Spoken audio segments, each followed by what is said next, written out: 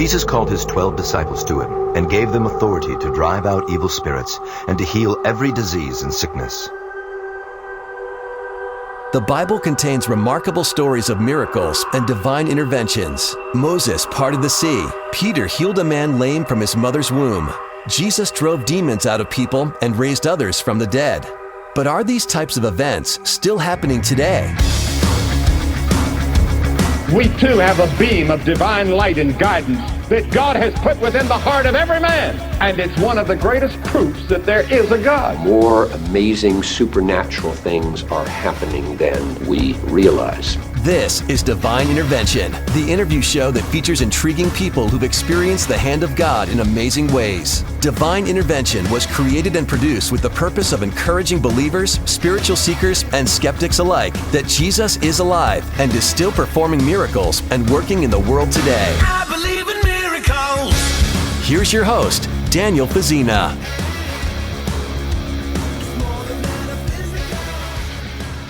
Hello, friend, and welcome to Divine Intervention Radio. I am your host, Daniel Fazina.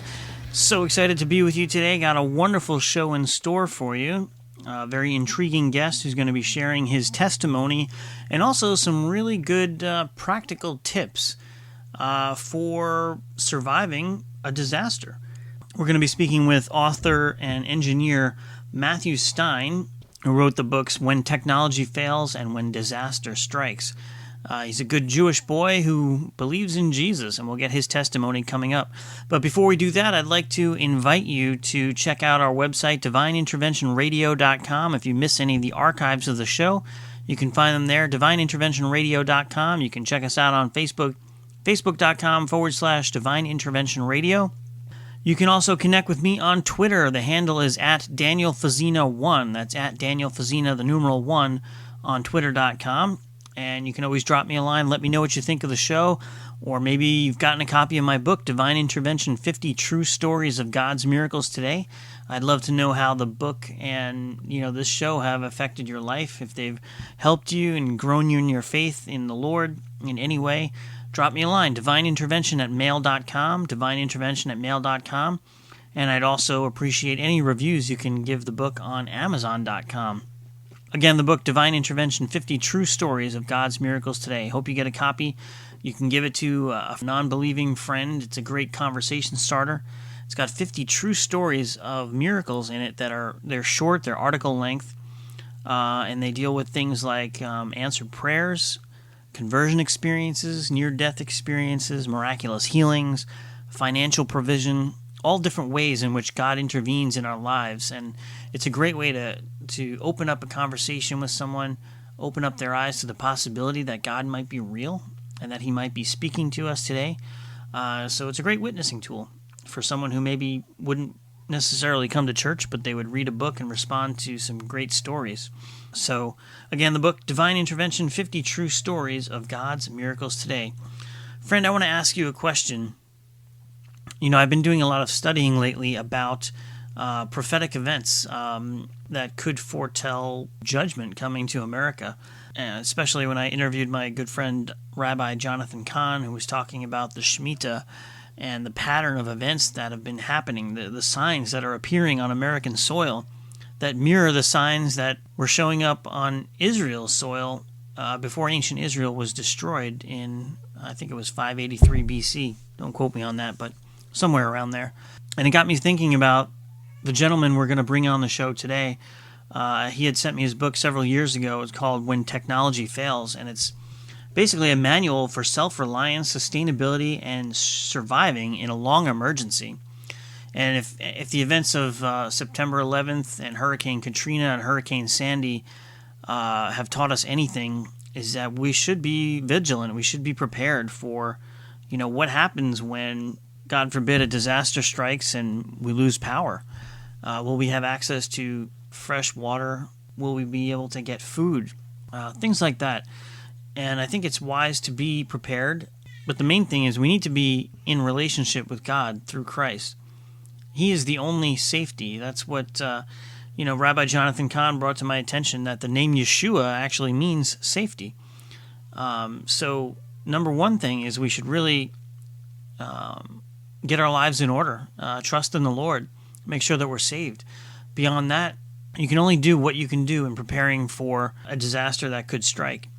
So that's the reason why I wanted to bring on today's guest, because he's going to not only share his personal testimony of divine revelations and how Jesus revealed himself to him, but he's also going to be sharing some practical tips from his books, what we can do to be prepared in the event of a disaster. So without further ado, I'd like to welcome our special guest, author and designer, Mr. Matthew Stein, right now on Divine Intervention Radio. Matthew, welcome to Divine Intervention Radio. Thanks so much for joining us. You're welcome, Daniel. It's a pleasure to be on the show with you today.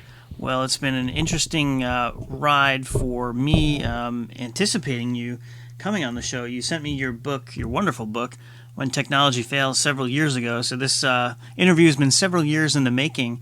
I was thinking about you recently after I had talked with some other people who are kind of talking about prophetic events. And, you know, it got me thinking about preparedness and what would happen if a disaster did befall America.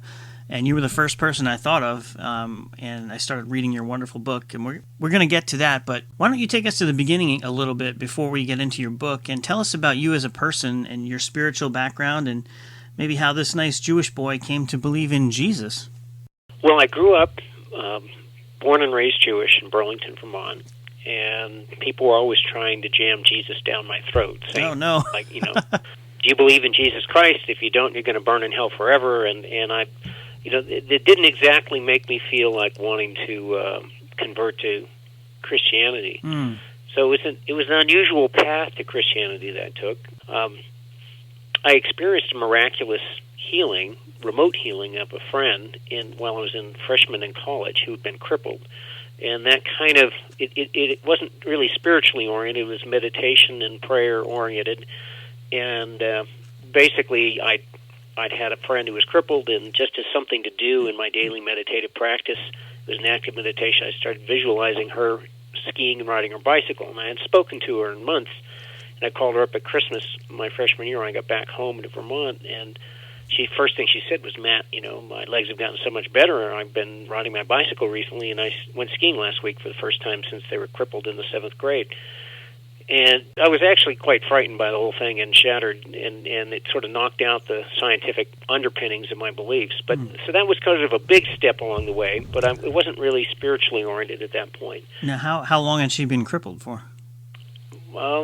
5 years. 5 years. So, I mean, she'd been in a wheelchair with full-length casts for a couple of years, and then she progressed from that to walking with a cane and leg braces for 4 or 5 years. And they'd been kind of in that stagnant position where she had like a polio victim. Okay. You know? It wasn't polio; it was some rare disease. I have no clue what the name is. And then she went to regaining full use of her legs in a very short period of time. And you know, it was wonderful, but it also kind of was hard for me to comprehend and believe because I was I was a freshman at MIT at the time, and my father raised me. He was sort of a non-practicing Jew, kind of called himself a agnostic atheist Jew or something like that, where basically he followed the traditions but really didn't believe in any of the religious end of things. It was just more of a tradition and something you did. Right.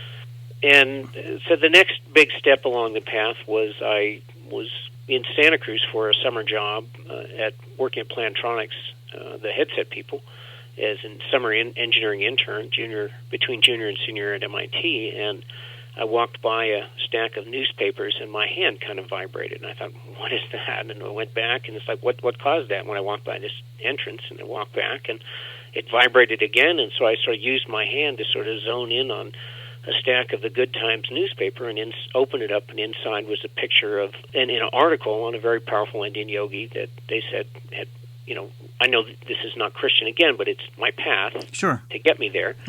And it said that people had miraculous healings and all kinds of amazing spiritual experiences. So I instantly felt like, well, this is something I need to do. So I ended up going to a couple meditations, and they were pretty powerful, but then he mentioned that he was doing an initiation on the weekend, and then he'd be gone from the area for months. So I kind of thought, well, it's my last chance to check this out.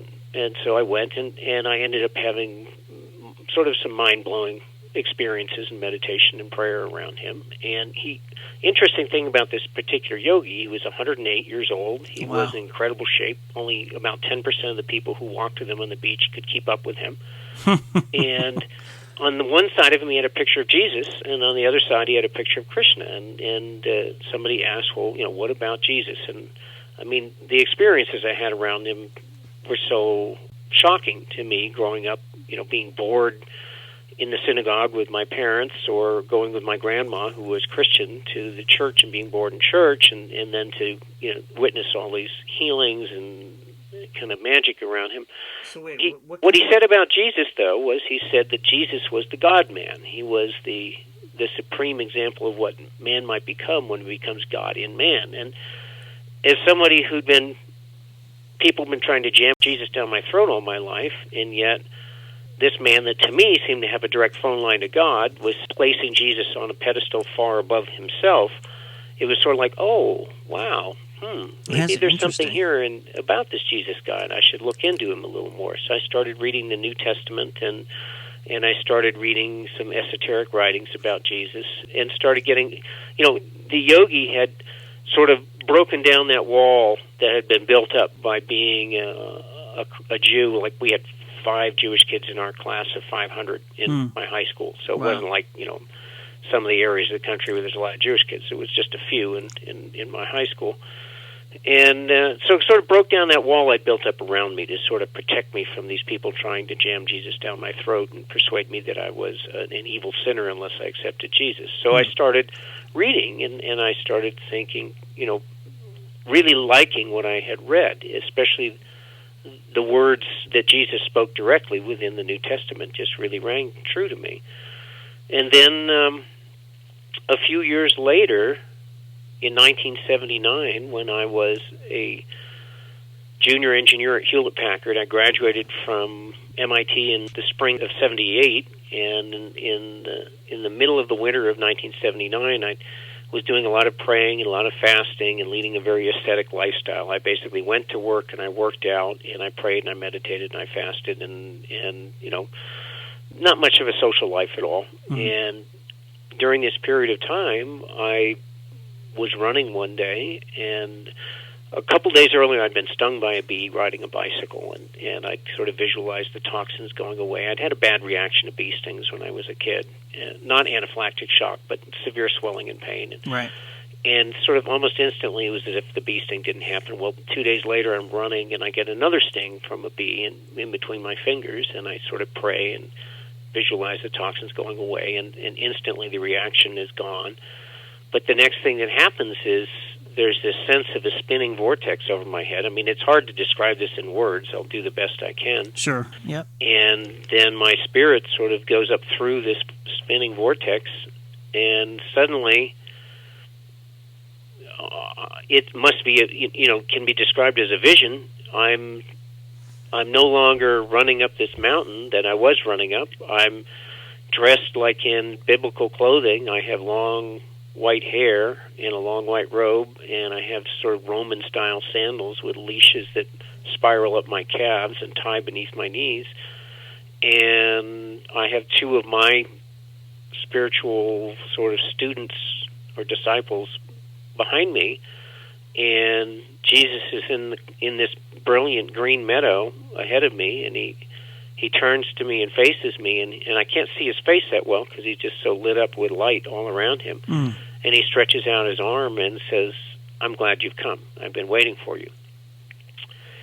And I don't remember anything else from the vision, but then when I come back through this spinning vortex back into my body, in the meantime, I'm totally unaware to me, my body's run up this large hill, small mountain in California, and along the top of the hill, it's where the radio telescope is off of 267 in Palo Alto and in the hills above Stanford University, and I've run back down this large hill, small mountain, and I'm about to cross the road, and so there's been like at least 20-minute time gap where all I remember is being in this meadow with Jesus. And wow.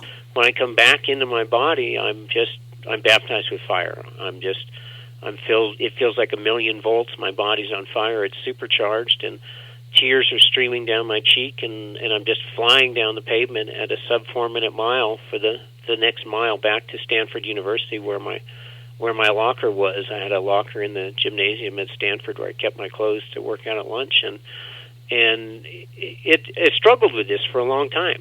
Sure. It was, I can imagine. Like, I mean, why me?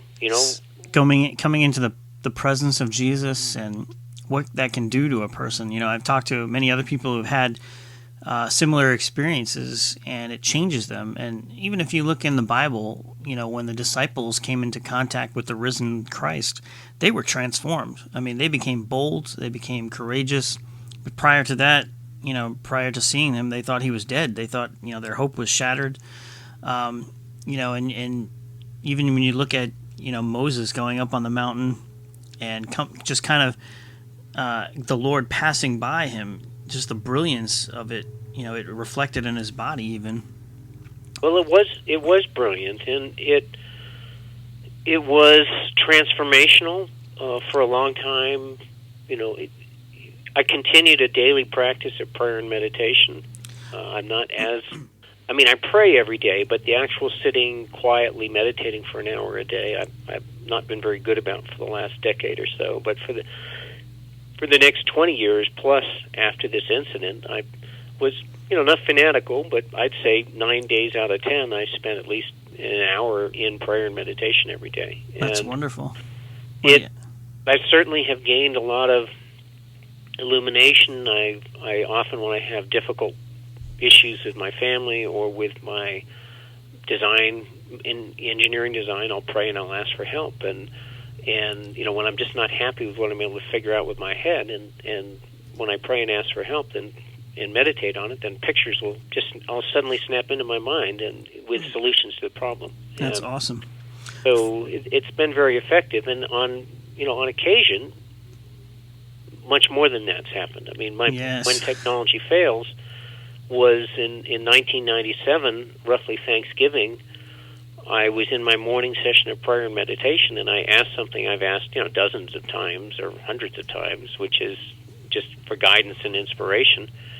And on that morning, I got a bomb dropped in my lap. I received a holographic pictorial storyboard outline for this massive book project to help people plan for and deal with long-term failures in central services in our world, where technology is just down and out.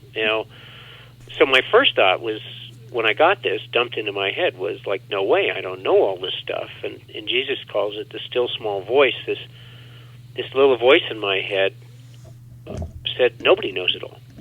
And it assured me that I had the skills and talents that if I chose to take the project on, then I'd get the inner and outer help I needed to complete it. And well, it's obvious that you did get that, because this wonderful book has come together. And again, friend, it's called When Technology Fails, and we're speaking with the author, Matthew Stein. The subtitle is A Manual for Self-Reliance, Sustainability, and Surviving the Long Emergency. You're listening to Divine Intervention Radio, and I'm your host, Daniel Fazina. So, Matthew, when you pray and you fast, you kind of, the Bible talks about praying and fasting. Jesus did it all the time, and he was as close to God as you can get, and he was telling us that we need to pray and also fast. And so, when you do that, you do get more of a connection to God, and obviously he gave you this download, kind of, so to speak, for this book. And, what did you do with it after you received this blueprint? For the first year, I sort of struggled with it, because what I was shown was like the equivalent of 50 term papers rolled into one. I mean, a term paper in college is a major head-banging ordeal for me. And what I was given fully organized was this massive outline for just a giant book. I mean, you've got the book, it's phone book sized. Oh, yeah, it's quite extensive and very comprehensive.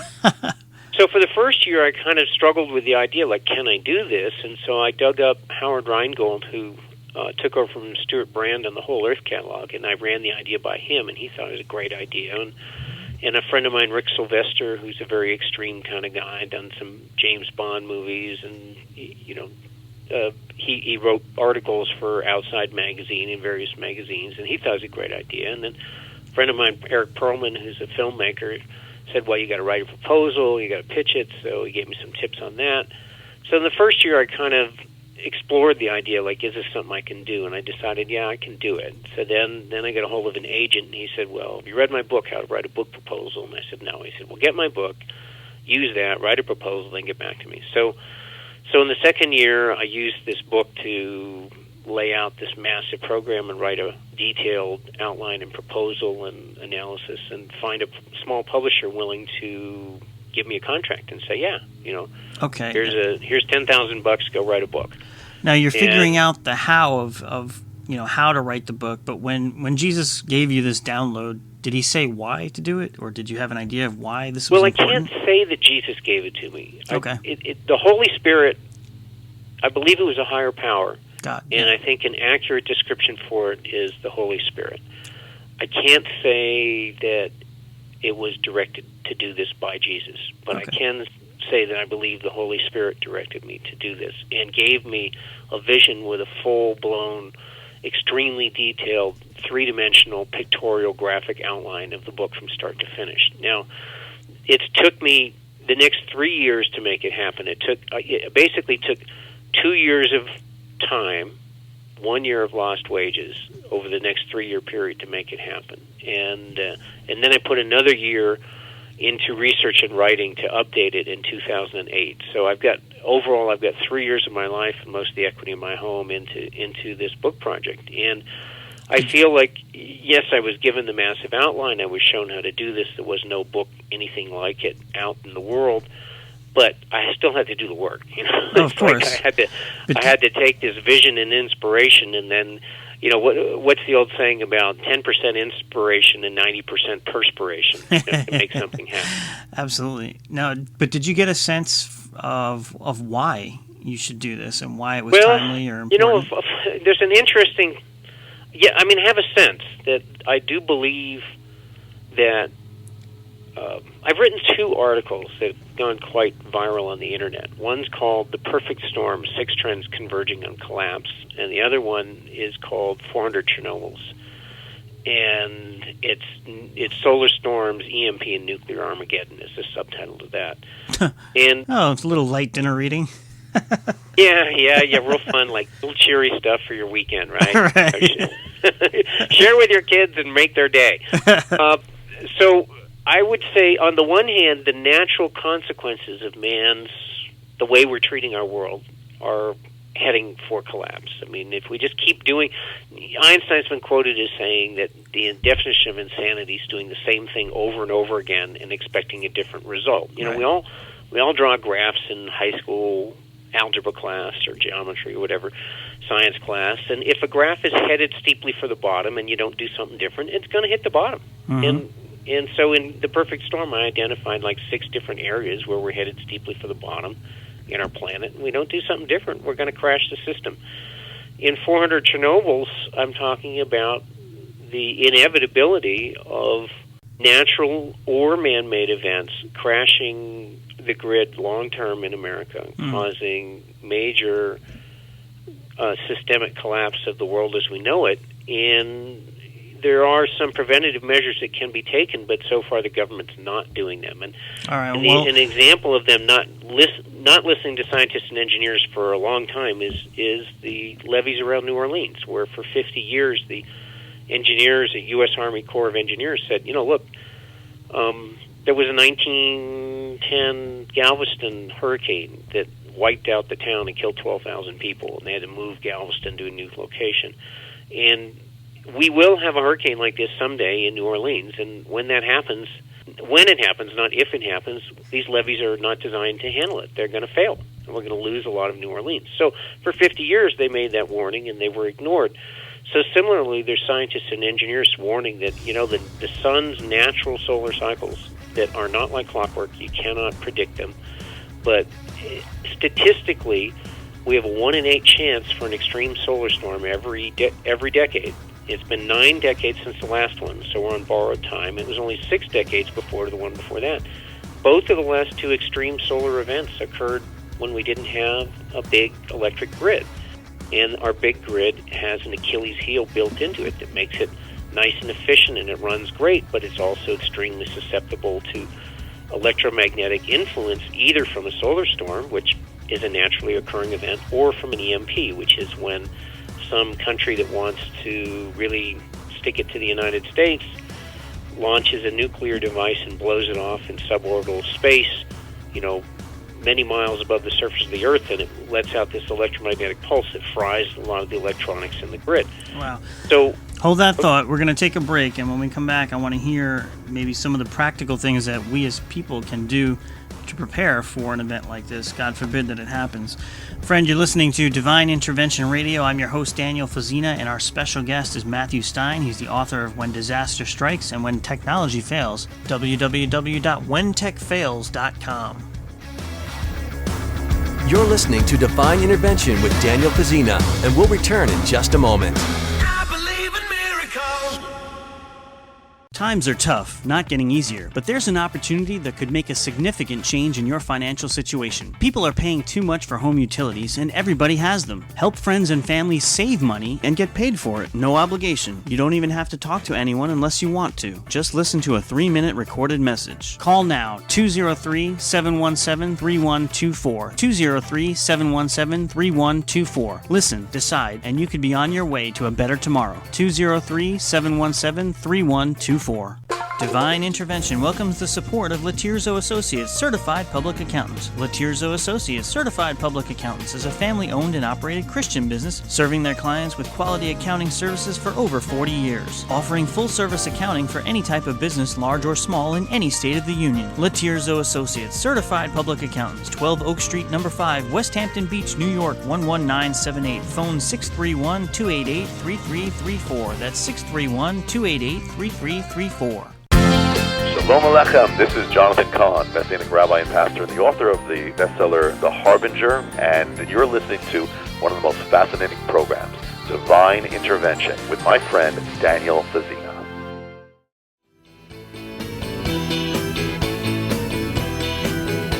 He taught us on the mountain top, a sermon that was clear and plain, a sermon of duty and love, and Jesus was his name.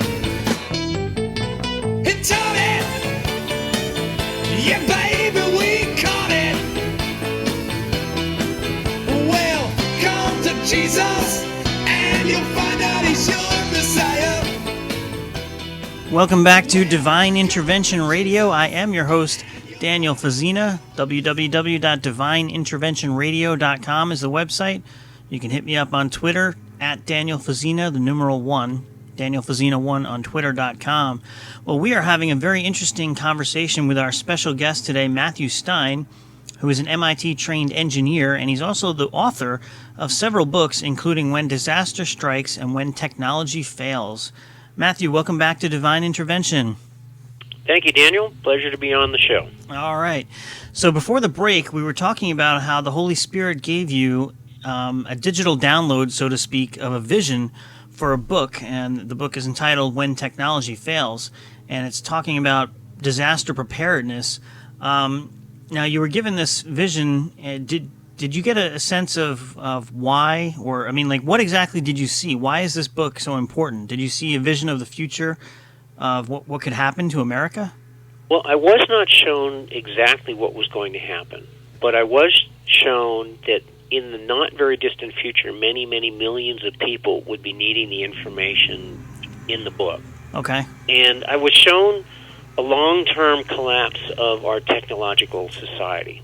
And I was also given the realization that even though I grew up in Vermont hunting and fishing and in the backcountry, and I've been a carpenter, and I've cast metal the old-fashioned way and done blown glass the old-fashioned way, and my mom was a spinner and a weaver, and I've machined my own metal parts and done leatherworking, all of these different crafts, as well as my high-tech training, that in spite of all of that, if I was dropped in the middle of the Amazon basin with just the clothes on my back, I could not replicate anything from our modern world and I might not even survive. And that was quite a shock to me, because I thought I was, a pretty handy kind of guy. So when technology fails is, on the one hand, it's about living more self-reliantly and more sustainably, more honor for the planet while everything is working well.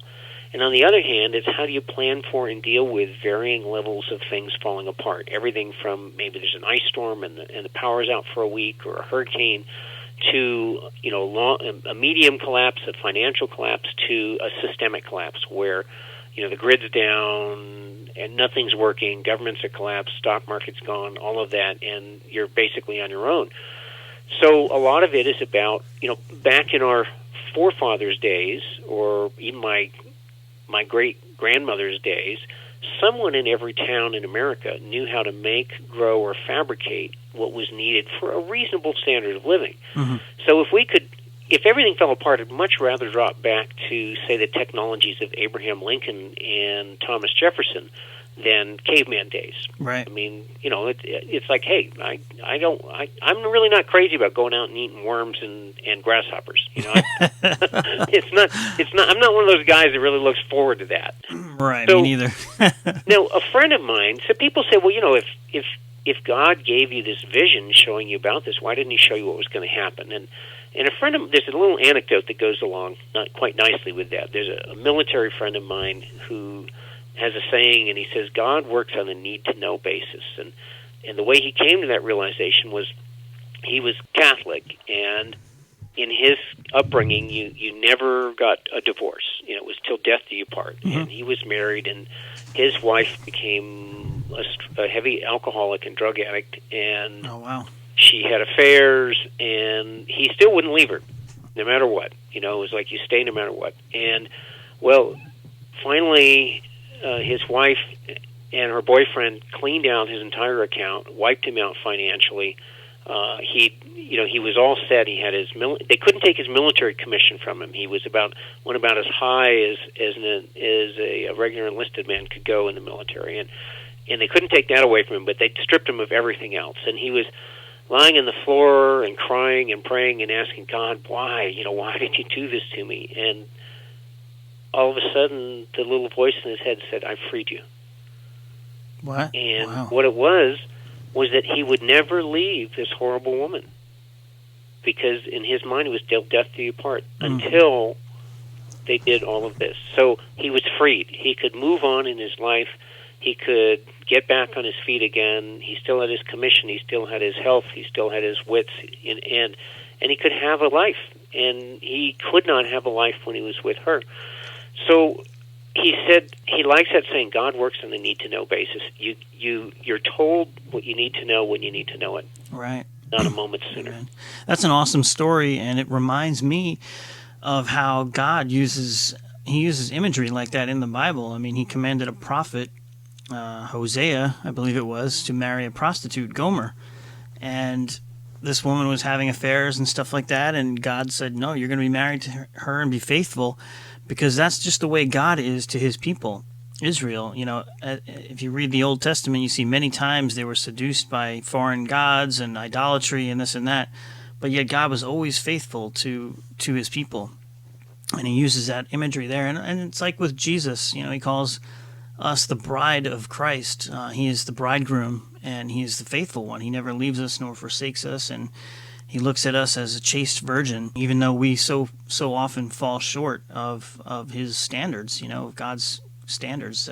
I believe that God, being so generous and so loving, sends His prophets and people and His understanding all around the planet to peoples of all kinds of faiths, not just Jews or Christians. I believe that people of all faiths can be open to receiving the understanding and the healing and the guidance from God, and that I think God is so powerful and magnificent and loving that He won't hold it back from anyone on the planet who's asking for it and wishes to receive. That's my personal belief. Sure. Well, I mean, He's so big, and when we try to put Him in a box, He tends to get out. So, yeah.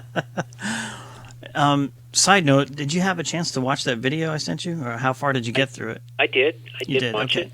And just for everyone's information, the video we're referring to, I sent Matthew a video of Rabbi Jonathan Cahn on the Jim Bakker Show, and they were talking about these two calves that were born. Both of them had the number 7 on their forehead in the pigmentation of their fur, basically. And they were tying it into the story of Joseph in Egypt, where he was interpreting Pharaoh's dream, where there were 7 fat cows representing 7 years of plenty, and then there were 7 emaciated cows representing 7 years of famine.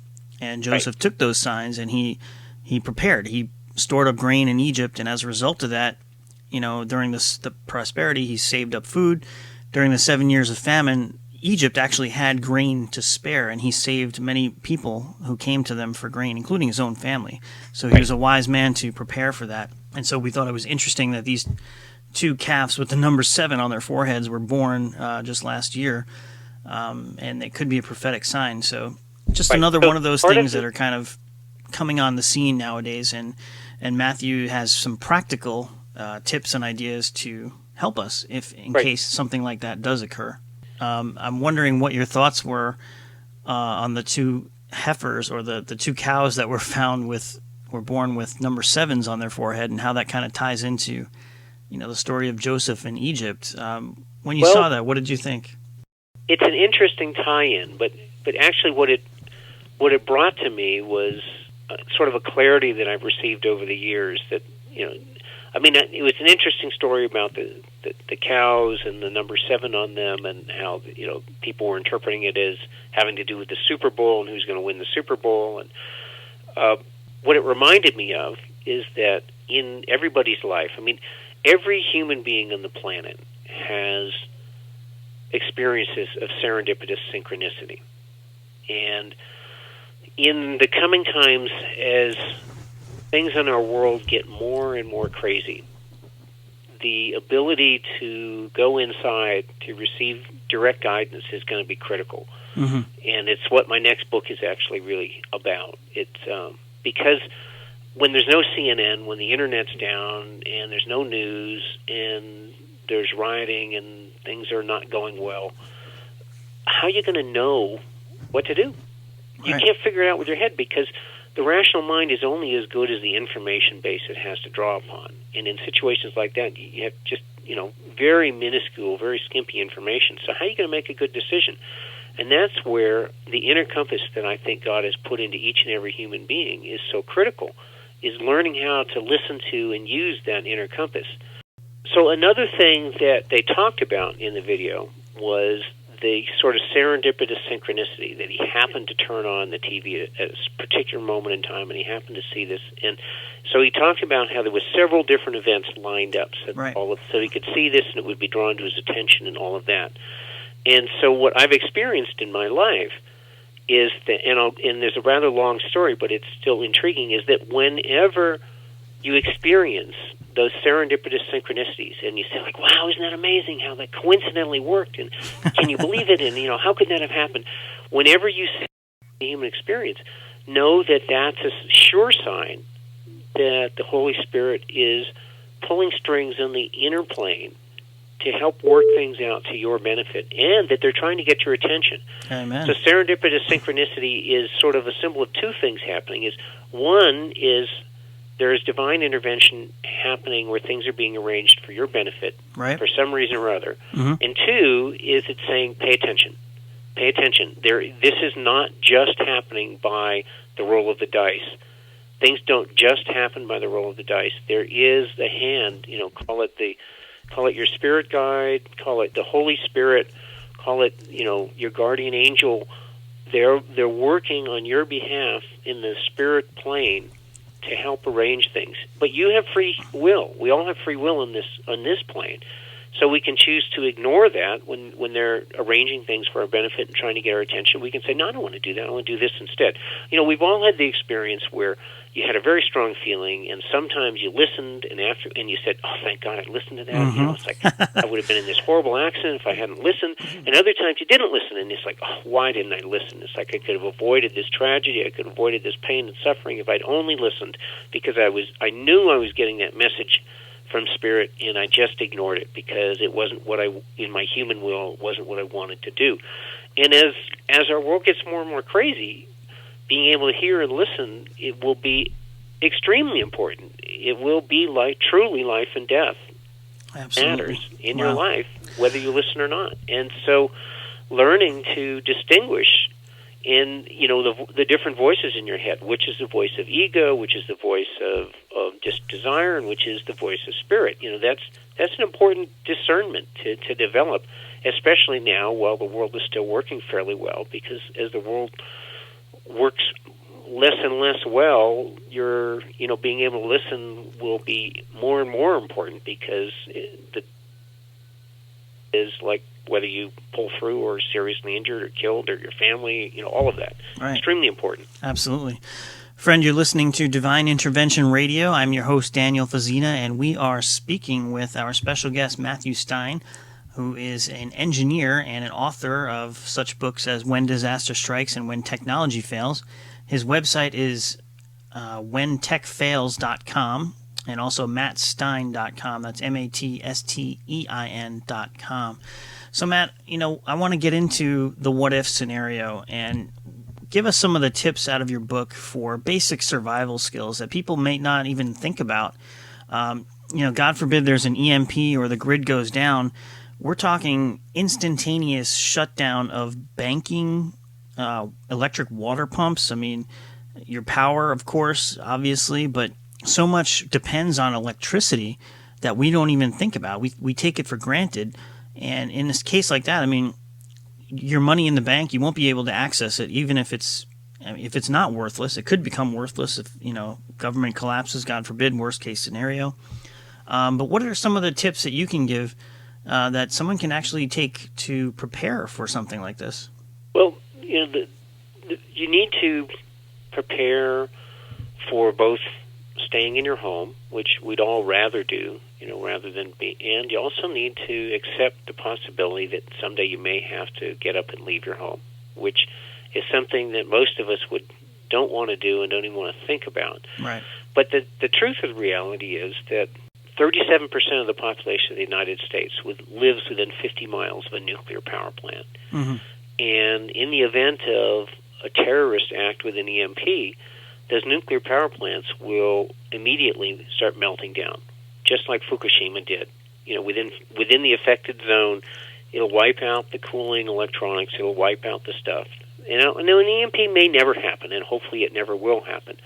But the solar storm will happen. We just don't know when it will happen, but it absolutely will happen. And so you need to be not living your life in fear every day, but you pray and say, okay, what level do I need to prepare for? Mm-hmm. So in the first level, a grab-and-go kit, something so that if preferably you could throw it in your car and head out the door in your car, provide food, water, shelter, medicine for yourself and your family for a few days if you had to leave your home. If everybody's leaving at the same time, then you're not going to be able to find a hotel. You're not going to be able to find a place to stay. And also the possibility that you may someday have to do this with things on your back. So, to be prepared to the level where you have some camping and outdoor gear. And if you go to whentechfails.com, under Building the Ultimate Survival Kit, you'll find a lot of recommended gear that I'm not selling directly. These are just links to places to buy stuff that I can guarantee is really, really good. The stuff you want is the things that people take to Nepal, that take to the backcountry, that take to Africa, where you're out in the middle of nowhere, and it's got to be reliable, and it's got to be easily field serviceable, and it's got to go and go and go and go. Because when you're climbing the Himalayas or you're in the middle of nowhere in Africa, you can't just run to the local store and buy some more stuff to replace it if your gear isn't good, right, and has failed on you. So you want to have the grab-and-go kit. And here's a couple of really critical items in my kit that people don't think about. One is an 1.5-inch roll of cloth adhesive first aid tape. And people say, well, why is that so important? Well, think about it. What do you see in a disaster? You see people walking down the roads. If it's not a real big disaster, they're driving their cars. But when it's a real disaster, they're walking down the roads, and there's thousands of them. And when people in America start walking down the roads, they're not used to walking a lot. what's the first thing that's going to happen? Well, their feet are going to get sore, and they're going to blister up, and once those blisters pop and start bleeding, they're not going anywhere. So when you start feeling hot spots, before they get blistered and before you get to the end of the road, you whip your shoes and socks off, you take some of that tape out, you take a little piece off, and you take the sticky side, and you scrub the scummy grease and oils off of your skin. You take some fresh tape off, and you tape up the hot spots, and you put your shoes and socks back on, and you're going down the road. Or maybe you sprain your ankle, and you have that tape, you can tape an ankle, or maybe you've got a wound, and you can bind the wound. It's useful for lots of things. I told this story to one guy on the radio, and he was a real hard guy. He was my show host from Arizona, and he had like 75 guns in his collection. And he laughed, and he said, this is an embarrassing story, but I'll tell it anyway. Here he is, Mr. Hard Guy, backpacking in the Grand Canyon, and he didn't have tape or moleskin for his heels, and he blew his heels out. They were raw, they were bleeding. He just got to the point he couldn't walk anymore. And they ended up calling a helicopter to get this guy out of the Grand Canyon. Wow. Now, I don't know about you, but I know my chances of calling a helicopter when I'm in a big disaster and in need to come and airlift me to somewhere, is pretty slim. Yes, indeed. Well, along those lines, what do you think, what about communications in a blackout situation? What would you go to for that? Well, the main thing they have there's you want a hand crank radio. The Baygen Free Play, Baygen Free Play, is used all over Africa. And it's got some of these hand crank disaster radios you use them 3 times and they're dead. They're just a piece of junk. But the Baygen is used like all over the world in third world places where people just crank it, and you can crank for a couple minutes and listen for like 20 minutes. And you can listen to shortwave as well as AM and FM. And in a real disaster down situation, the guys are going to be talking on the airwaves and giving you some idea of what's happened, and it'll be up soonest is going to be the shortwave ham operators. Mm-hmm. To be able to listen to them that'll be like the internet when the world is down. That will be your link to whatever's left of technology that's going on in the world, and you'll get some sense of how big of a disaster is this, because maybe it's only a local disaster, or maybe it's just your neighborhood, maybe it's just your town, maybe it's your county, maybe it's your state, maybe it's the whole country. It's going to be hard to tell when everything's down, and so being able to listen to the airwaves and the shortwave guys talking to each other after a big electromagnetic event. Nobody's going to be able to talk for a little while. Like the Carrington event of 1859, it was like that for a week, and the big geomagnetic storm of 1921. It was down like that for 2 days. So, basically world communications would be disrupted for 2 days in a storm like the 1921 one, and for an entire week in the storm like the 1859 one. These are geomagnetic solar storms. Wow. In terms of other things that are really super important, having a colloidal silver generator in your kit is like super important. People say, well, why is that? What is a colloidal silver generator? Well, 2,000 years ago, Alexander the Great didn't know anything about germ theory, but he knew that if he stored water for his troops in silver urns, then his troops didn't get sick. And if he stored water in skin bags or wooden barrels, that something happened to the water and it, quote, turned after a few days. And a soldier in the battlefield who's vomiting and having horrible diarrhea isn't good for very much. Right. So he found, it turns out that tiny charged silver particles have this almost magical property where they're toxic to all known pathogenic bacteria, but non-toxic to human beings. Now, there's plenty of metals that are toxic to bugs, but they're also toxic to people. So silver is like the one that's bad for the bugs, but not bad for the people.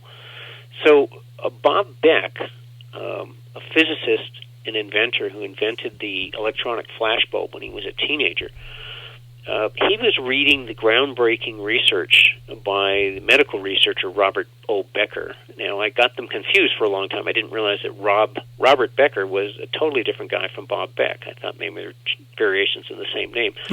So anyway, Robert Becker, he was an orthopedic surgeon and a medical researcher, and he saved a lot of his patients from amputation by using charged silver particles that fought the bacteria that were causing bone infections and preventing wounds from healing.